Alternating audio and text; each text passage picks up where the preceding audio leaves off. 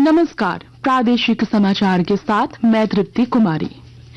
झारखंड के पूर्व मुख्यमंत्री चंपाई सोरेन ने हेमंत सोरेन सरकार में मंत्री पद और झारखंड मुक्ति मोर्चा के सभी पदों से इस्तीफा दे दिया है। पार्टी अध्यक्ष शिबू सोरेन को लिखे पत्र में चंपाई सोरेन ने कहा है कि पार्टी की कार्यशैली और नीतियों ने उन्हें पार्टी छोड़ने के लिए मजबूर किया है। उनके इस्तीफा देने के बाद झारखंड में राजनीतिक सरगर्मी तेज हो गई है। चंपाई सोरेन कल भारतीय जनता पार्टी में शामिल होने जा रहे हैं। आर्थिक मामलों की कैबिनेट समिति द्वारा जमशेदपुर पुरुलिया आसनसोल तीसरी रेल लाइन को मंजूरी देने के फैसले का झारखंड वासियों ने स्वागत किया है।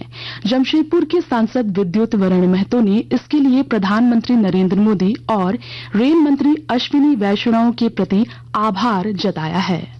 इसके लिए पूरा जमशेदपुर वासी और हमारे इस क्षेत्र के झारखंड की सभी लोगों की तरफ से देश के यशस्वी प्रधानमंत्री भाई नरेंद्र मोदी जी को, माननीय रेल मंत्री अश्विनी वैष्णव जी को मैं हृदय से साधुवाद और धन्यवाद देना चाहता हूं।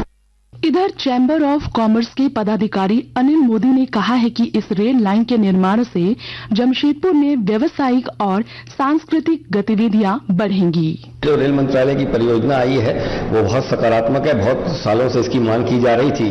जमशेदपुर पुरुलिया आसनसोल वाणिज्यिक रूप से भी महत्वपूर्ण, एक दूसरे से जुड़े हुए भी हैं और कहीं न कहीं इसके बनने से एक दूसरे के साथ व्यापार बढ़ेगा और ये तीनों क्षेत्र देश के मानचित्र पर मुख्य रूप से आ जाएंगे और मुझे लगता है कि देश के विकास में ये परियोजना एक मील का पत्थर साबित होगी।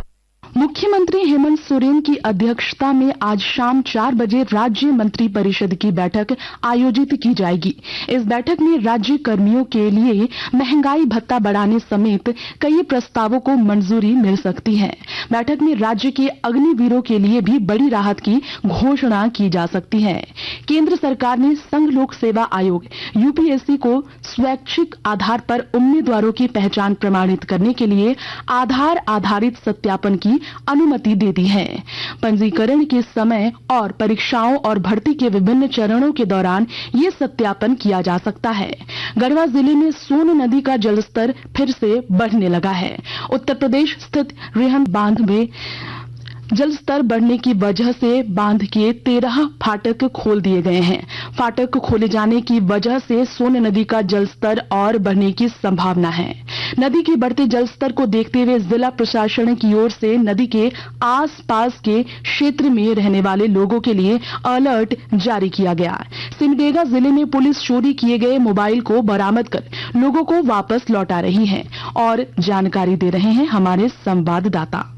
सिमडेगा जिले में police lost mobile help service के तहत लोगों के खोए हुए या चोरी हुए मोबाइल बरामद कर उन्हें वापस लौटा रही है। बताया गया कि इस वर्ष जुलाई माह में 74 मोबाइल बरामद कर लोगों को वापस लौटाए गए हैं।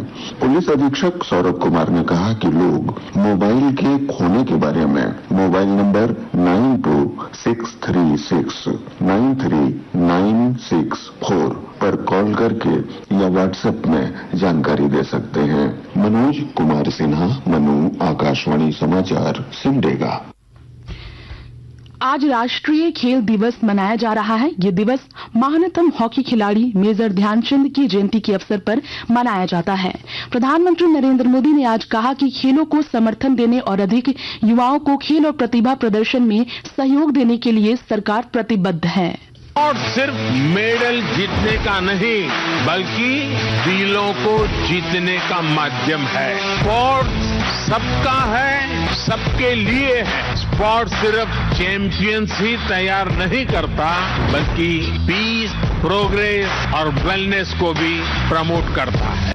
इधर युवा कार्यक्रम और खेल मंत्री डॉक्टर मनसुख मांडविया ने राष्ट्रीय खेल दिवस के अवसर पर सभी नागरिकों को कम से कम 1 घंटा खेल को समर्पित करने का आह्वान किया है। 29 अगस्त के दिन 1 घंटे के लिए अपने जिस खेलों में रुचि हो उस आउटडोर गेम्स खेले और अपने स्वयं को फिट रखे। आप सब लोगों को मेरा आह्वान है और फिट इंडिया को आप प्रमोट करेंगे।